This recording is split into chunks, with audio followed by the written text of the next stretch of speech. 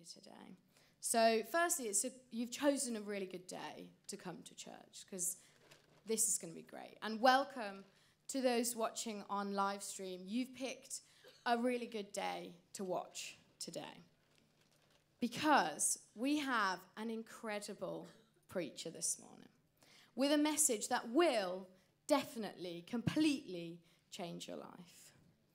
I'm actually pinching myself because I can't believe that I get the opportunity to hear this guy speak 3 times today. It's just such a huge honor and privilege to be able to introduce him. Ladies and gentlemen, boys and girls, please give it up, like shout, whoop, clap, everything, for the one, the only, the amazingly outstanding Pastor Justin Towler. Oh, thank you, too kind, too kind. No, don't stop, more, come on. Oh, amazing. It's so good for you to be with me this morning. Bless you, just before you tune out on live stream, hold there before. If we haven't met before, we have now. And you may well be asking yourself this question: who do you think you are? I mean, who writes their own introduction, which, by the way, Becky, thank you for delivering that word perfect. Thank you, that's exactly what I wrote. Who writes their own introduction to church, gets up to the Spice Girls, who do you think you are, and then demands more cheers from the crowd? Yeah, who does that? So I'm Justin. Nice to meet you. And girls, I just want to say, if you are watching, Emma, Mel and Jerry, I think I speak on behalf of all of us when I say we're very excited for your reunion tour, aren't we? Yes, yeah. Anyone else hoping for tickets from the Spice Girls? Yes. Hoping for tickets. I'm not going to do anything about that, but I'm hoping. I notice you're one down. I have noticed that. I can't sing, as you will discover in a minute, but I can flounce around on a stage, and I had olives and hummus for dinner last night, so I am posh. So I'm just putting it out there if you want me to come and help. I am available, probably more available than before I started this message. Anyway, my message this morning is called to Greatness. Will you say with me, I am called to greatness? Here we go. I am called to greatness. Oh, yes. Okay, now everybody say it like you believe it. Okay, here we go. 3, 2, 1. I am called to greatness. Fantastic. I wonder, if you had to write your introduction and you had to parade yourself out in front of the world, what would you say, and what song would you choose to get up to? Some of you are already like, I am the one and only, simply the best.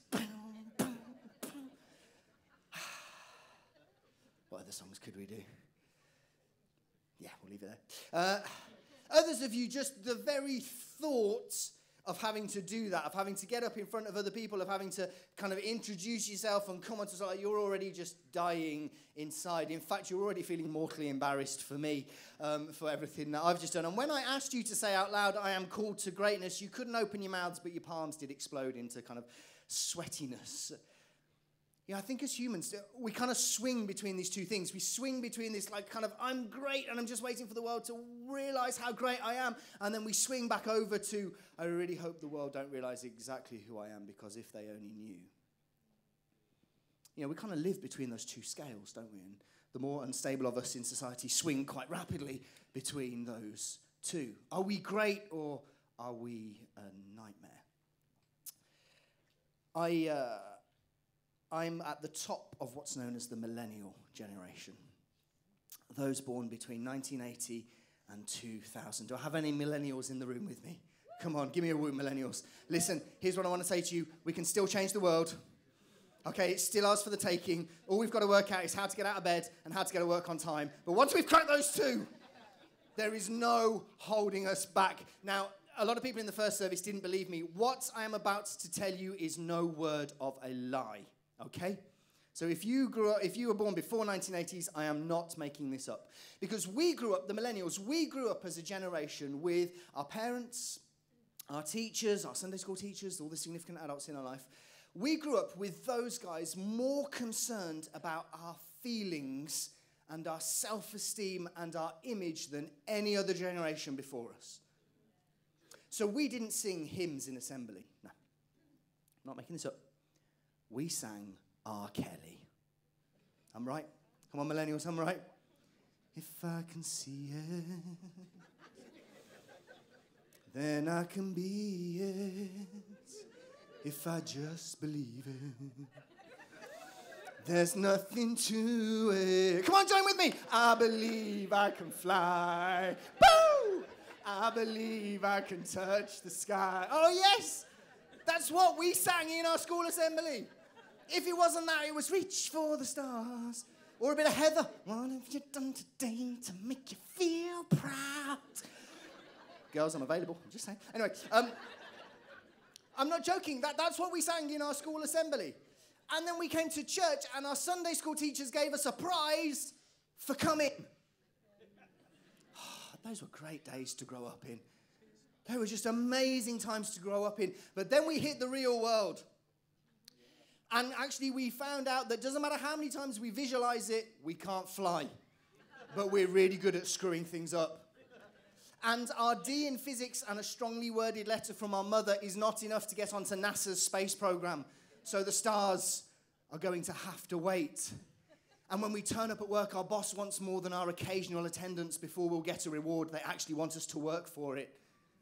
And then we wonder why we have kind of an epidemic of anxiety, depression, relationship breakdown, people unable to sustain one job, people running back to the bank of mum and dad till they're 30, 40. Thank you, mum and dad, please don't stop. And then just hundreds of thousands of people with a singing voice like mine stepping onto national television and being shocked when they're told you actually can't sing.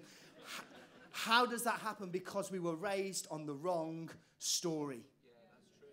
We were raised on the wrong story. But whatever generation you grew up in, I want to tell you this, the story that you were raised on is probably not true. But it's time for a better story, and it's time for a better storyteller. It's time you heard a better story, and it's time you had a better storyteller in your life.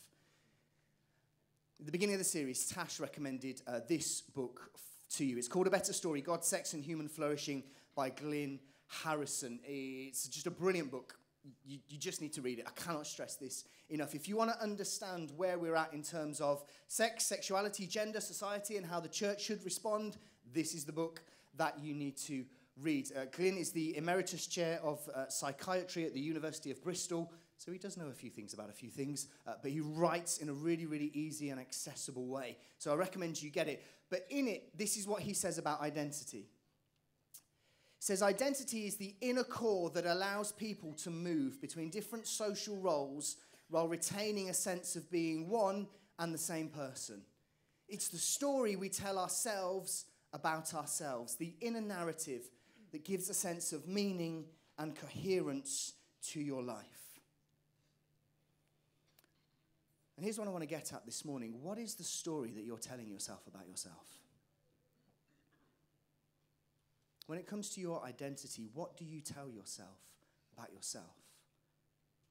And where did you get that story from? You know, actually getting at our identity story, working out who we are, it's actually really, really, really tricky. It's actually really, really, really difficult. But I want to tell you this.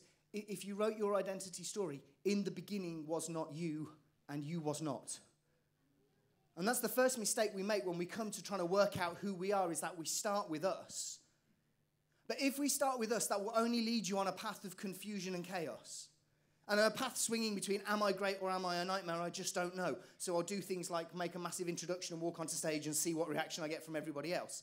Like if you start with you, you'll always get into difficulty when it comes to your identity. You need a better story, and you need a better storyteller. In the beginning was God. And God created the heavens and the earth. And when we go to Genesis 1 to 3, the first 3 books in your Bible, it explains that God the Father created everything, seen and unseen, that everything came from him. And he created the heavens and the universe and the earth, and then he created the animals and the vegetation and all the other stuff we see, and then his crowning act was to create man and woman. And man and woman, Adam and Eve, lived with God. And they saw God clearly, and they saw each other, and they saw themselves clearly. And they lived with God, and God gave them one rule. You can eat of any tree, but do not eat of the tree of knowledge of good and evil. But then God has an enemy called Satan, who is also a created being, an angel who wanted to take God's place, so rebelled against God, so God cast him down. And Satan comes into the garden and he starts to mess with Adam and Eve's identity story. This is what he says to them. He says this: God knows that your eyes will be opened as soon as you eat it, and you will be like God, knowing both good and evil. So the enemy comes in and says to Eve, are you really not allowed to eat that tree? And Eve says, well, no, if we eat it, or even if we touch it, then God says we'll die. And the devil says, no, you won't die. Your eyes will be open. You'll be like God. Here's the issue with this. Their eyes weren't closed. Their eyes were actually already open. We're spiritually blind now. Until we turn to Jesus, we are spiritually blind. We're the ones who can't see, but they could see clearly. Their eyes were wide open. And the other issue is you'll be like God, but they're already made in the image of God. So what is it that you're promising them? Because they already have it. And when you're insecure in your identity story, what that does is you end up driving away what you already have to try and satisfy your insecurity. So if you're in a relationship with somebody who loves you, if you're insecure about that, you'll be constantly really, really, really annoying. Oh, do you love me? Are you sure you love me? Do you really love me? And you'll constantly need that affirmation. And then if you don't deal with that, you'll step into kind of crazy behavior of stalking them and making sure that they're not seeing anybody else and that they don't love anybody else. And if you continue on that track of behavior, you will drive away what you already have because of your insecurity. When we're insecure about who we are, we drive away what we already had. They had it. Their eyes were opened. They were made in the image of God. But because they allowed the devil to mess with their identity story, they take the fruit and they eat it, and now their eyes become closed. And now they are like God, but that image of God in them is now marred and tarnished by sin and shame. And that's why I think we're now left swinging between, am I amazing? Am I a nightmare? Because we know we're created in the image of something greater, but we can't reconcile our weaknesses and our failures and our difficulties that we know we see on the inside of us. You know, the first issue that's hinted at in the Bible isn't sin. And by that, I don't want to undermine the doctrine of original sin whatsoever, but we just need to be aware of something else. In Genesis 2:25, the writer says this: now the man and his wife were both naked, but they felt no shame. Now, up until this point, nothing negative has been said. God created, and it was and it was good. And God saw, and God said it was good. And God saw, and God said it was good. And then you get to this point, and it says they were both naked. And then the writer has to tell us, but they weren't ashamed. Because the writer knows that every single human beyond this point will now read that and attach shame to nakedness. I don't think it's just talking about their physical state. Everything about them was on show. They saw each other clearly. They saw themselves clearly. They saw God clearly. If everything about me was on show, there's some stuff I want to hide. There's some stuff about you want to hide. There's some things that have gone on in your story that you don't want to see put up on a platform. Because that's what sin does. It brings shame. And what shame? Shame is just hiding. We just withdraw. We hide. And so now the issue is no longer do we see ourselves and each other clearly, but now we hide things. So we actively hide things from each other, and we manage what we think or what other people think about us. But even more trickier is that we hide things from ourselves. Ever said, oh, why did I do that? I just want to let you know, if you don't know, why do you expect anybody else to know? Why is self-awareness a thing? Okay, so I've been with me for as long as I've been alive. I've seen everything that I do. I've heard everything that I said. And I've even experienced pretty much all of my thoughts. I mean, like, there is nobody who spent more time with me than me, and yet there's still things about me that surprise me. Why? It's shame, because we hide, and we trick ourselves, and we lie to ourselves, which is why if we look inside ourselves for who we are, we're going to get into trouble, because we don't actually know. There's bits of us that we can't see. There's bits of us that are hidden. There's bits of us we're too scared to unlock. Which is why this kind of notion of just, go on a journey to discover who you are, you can't. You'll just get yourself more and more confused. And if you don't know who you are, and maybe you're struggling with what you've been told when you were younger, or maybe if you're struggling with what other people have told you, but you don't kind of feel like that, or maybe you're even wrestling with what your own body tells you about who you are. Listen, I don't fully understand how great that pain is, but I just want to tell you the answer is not within you. It's not, you will not get the answer within you. You need a bigger and a better story. We no longer say ourselves or each other clearly. So we can't be trusted to tell ourselves about ourselves. We need somebody else to. We're going to go to Ephesians 1, which is our text for this series. I do not cease to give thanks for you, remembering you in my prayers, that the God of our Lord Jesus Christ, the Father of glory, may give you the spirit of wisdom and of revelation in the knowledge of him, having the eyes of your hearts enlightened, that you may know what is the hope to which he has called you, what are the riches of his glorious inheritance in the saints, and what is the immeasurable greatness of his power toward us who believe, according to the workings of his great might that he worked in Christ when he raised him from the dead and seated him at his right hand in heavenly places. Up till this point in the book of Ephesians, Paul's been lining out for them who they are in God. And that's what we've been doing over this series. If you've missed any, I encourage you to catch up on the podcast. And we've been lining out that we are adopted, that we're loved, that we're favored and chosen, that we have a future and a hope, that we are united, seated, one in Christ. And Paul lays all of that out for them to know. And then he does this. He's like, and now I'm praying. And now I'm praying because something more than head knowledge needs to take place here. Something more for you to know who you are. Something outside of yourself has to happen. Doesn't matter how much knowledge you get, you cannot discover it. What you need is this, the eyes of your heart being enlightened. Paul's praying, now I've laid it out for you. For what you know in your head to work its way out in your life, you need God to open your eyes so that you can see it. Because your eyes have been closed. And your eyes are hiding in shame. But now you need Jesus to come in and open your eyes and show you who you are in him. It's a spiritual transaction. It's a spiritual thing. But when we're unsure about who we are, what we do is seek affirmation from each other. So, I think I'm a good cook, but if you come round to my house, then, we'll put something on the table and we'll go, oh, I hope it's all right. I've just knocked it together. What am I doing there? What I'm doing is putting something about my identity story out there and waiting to see if you affirm it or not. And if you go, oh, this is amazing, Justin, which of course you're going to do, because who sits at somebody's house and goes, no, this is terrible. That's an awkward evening you've just signed up for. So you go, no, this is brilliant food. You go, oh, thank you. And in your head you go, yeah, I am a good cook. That's fine. That bit about my identity is secure. And then you wear some new clothes and someone goes, oh, is that new? And you go, oh, well, this old thing.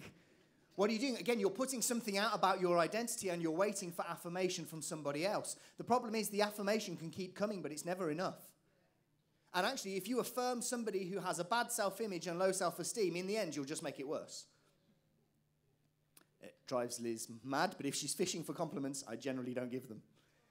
I know it's terrible. What I should do is give her more in the rest of life so she doesn't need to fish. But you see, the moment you're trying to seek affirmation from somebody else, their affirmation will not be enough. You'll have to constantly keep going and keep going and keep going. What Paul is saying is you don't need affirmation from each other, you need a revelation from God. And when you get the revelation from God, that's what will transform your identity. That's what will transform your life, that the eyes of your heart would be opened. You go, oh my goodness, I'm loved.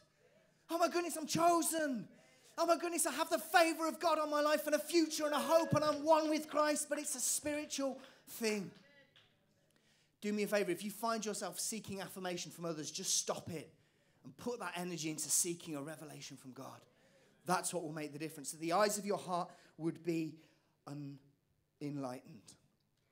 Why is acceptance such a big thing? I get it. Romans says, accept one another as Christ has accepted you. I get it. But why in our world is everyone just seeking acceptance? If you're secure in who you are, why do you care what I think? Why does my acceptance matter to you?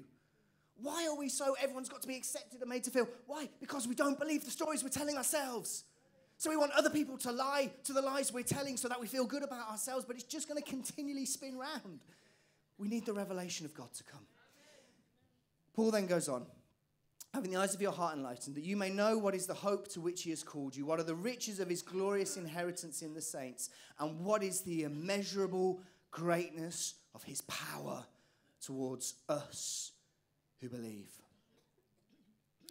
The immeasurable greatness of his power. In the original New Testament language, that immeasurable is the word megathos. Sounds like a transformer, doesn't it? Megathos. And it means just that what can't be measured. It's so big that it can't be measured.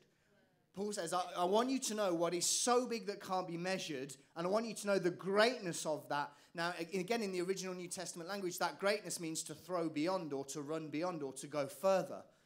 So what can't be measured now goes beyond what can't be measured. So you can't even measure it in the first place, but it goes even beyond what you can't measure. I don't know about you, but there's a lot of stuff I can't measure. I'm not very good at measuring. Like, there's an infinite amount of God's power, and it's more than that. The immeasurable, going beyond greatness of the power of God towards you. So that immeasurable power that created the heavens and the earth, that immeasurable power that weaves together a human in its mother's womb, that immeasurable power that raised Jesus from the dead and seated him in heavenly places, defeating sin, death, sickness, the devil, taking every authority under his name, that immeasurable power is now pointing at what? At you. And what we do is gather up our identity story, and we hope it's enough, and we've got enough good stuff in there and not too much bad stuff, and then we get it all and we point it at God and we go, God, is this acceptable? And God goes, that's the complete wrong way around. Here's what you need to start. In the beginning was God's immeasurable power. In the beginning was not me, but was God. And God is now pointing at me. If your story starts with you, you'll always get yourself into a mess. But when your story starts with who God is, there is immeasurable resurrection, life-giving, unstoppable power that comes into who you are. Because it's about him and not about you.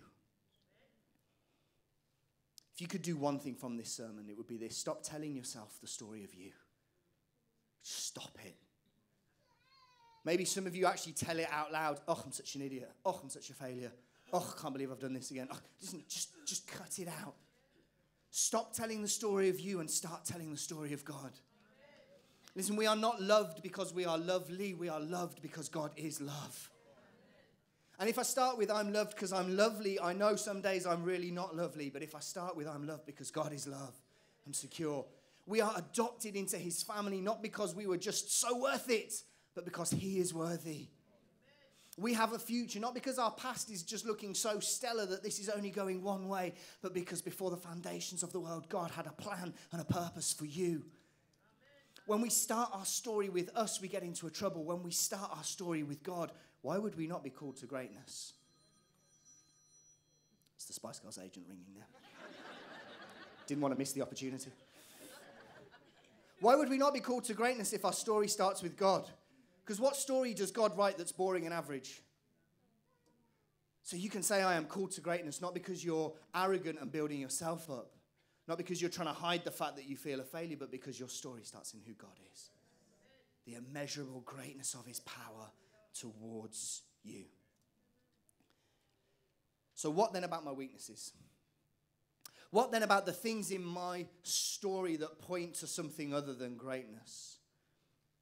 What about the sin? What about the things that I have just completely messed up? What do we do with that? Paul says this in Galatians 2:20. He says, I have been crucified with Christ. It is no longer I who live, but Christ who lives in me.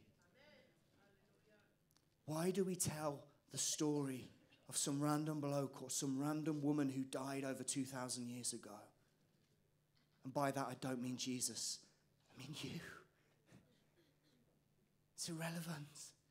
Stop telling that story. That story was nailed and crucified on a cross. And start telling the wondrous story of the Christ who died for me. How he left his throne in glory. for the cross of Calvary. That's the story you need to tell yourself. And maybe your story of sin is overwhelming you. Listen, just stop telling it. Okay, if you've confessed it, if you've put it right, if you've repented, then what you're doing is changing your mind from saying, my story is no longer about that, and my story is about God. The immeasurable power of his greatness towards you. It's about his story, not about what you can muster up in your identity. It's about him. And then what about those days when, we really feel our humanity? When we feel weak, when we feel tired. When we say, I'm called to greatness, but my life is pretty average and I'm trying to keep up with it right now. If greatness knocked my door, I think it would flatten me. I'm just not coping. And what do we do with that? What do we do with our frailty that's in our story? Paul says this in 2 Corinthians 4:7. It says, we now have this light shining in our hearts, but we ourselves are like fragile clay jars containing this great treasure. This makes it clear that our great power is from God and not from ourselves. I'm not talking about your sin now. That was crucified with Christ. But I'm talking about the fact that you those days when you acknowledge, gosh, I'm just a fallen, weak, fragile human. What do you do in those moments? Those moments are meant to point you towards the power of God's greatness in you. And I've had a choice this week, and you'll have a choice next week. I don't know what is coming up in your week next week. Coming up in my week and the last week was this message. And I have two options. So do I tell myself the story of me and what I think about myself as a preacher and a communicator, and it's gone well, I think, in enough times past, but am I going to kind of continue with the level that we've been at this series, and is everyone going to laugh at my jokes, and how is that going to go? I could tell that story. That story will get you to Wednesday morning with not much of an outline and a Spice Girls tune. True story. Or I can tell myself the story of the God who wants to speak to his people. The God who is desperate that his word would come alive and speak into our lives and change our hearts. The God who wants to save people in here and watching through live stream. The God who wants to get into your story and completely transform it around. And when I tell that story, it gives you confidence to stand up and go, I'm weak, but the greatness is of God. You don't need to convince yourself or the world that you're great. You just need to tell yourself of the greatness of God living in you. The story you tell yourself is probably not true. It's time you told yourself a better story. In the beginning was God. And it's time you had a better storyteller. That the Spirit of God would come and enlighten you as to who you are in him. Would you just close your eyes with me for a moment? If you're a Christian, do me a favor. Stop talking to yourself about yourself. All right? You're boring yourself. You've done it enough now. Just stop it. The most psychologically happy, well, and safe people, they're the ones who don't think about themselves that much. Tell yourself about God in your life. Talk to yourself about who he is, and don't worry about who you think you are. Let your story be his story for you. Covered a lot of ground today. We've gone into lots of different things. But maybe if I've lost you over the time, you just need to walk out with this one thing. I'm going to stop talking about myself, and I'm going to start talking about God. I'm going to tell myself about who I am in him. If you're here in the room, or maybe you're watching us, and you've never made a decision to follow Jesus, you wouldn't describe yourself as a Christian. You've never said, God, I don't want my story to just be all about me, because there's some great stuff in my story, but there's some terrible stuff in my story. And God, actually, I want my story to be about you. God, I don't want to trust that I can gather up enough about me that when I die and I see you face to face, I will have done enough good. Actually, God, I want to trust in a different story, that Christ died while I was still a sinner. Christ died to forgive me so that I could be found in him. And when I die, I will not be dead. I will be alive in the presence of God. And he will say, well done, good and faithful servant, not because of who you are, but because of who Jesus is. You have an opportunity today to change your story, to allow God to come in and change your story. And if that's you In about 30 seconds, I'm just going to ask you to put your hand up because we want to do two things. Everyone else's eyes are closed, but our team just want to come and put a book in your hand that you can take home and read. And then I want to pray for you. If you're watching on live stream and you say, today's the day I want to make God's story my story, maybe you could just reach out your hands in front of you, ready to receive something, and then we'll pray. But if that's you today, you say, today I want to follow Jesus. I want my story to stop being about me, and I want it to be about him. I want to receive forgiveness for my sin, covering over my shame, and the knowledge that when I die, I will spend eternity as his son or daughter. Would you just raise your hands for me now in the room? Thank you. Thank you, sir. Thank you, sir. Thank you. Would you just keep them up until someone comes and puts a book in your hand? Thank you, my love. We love you.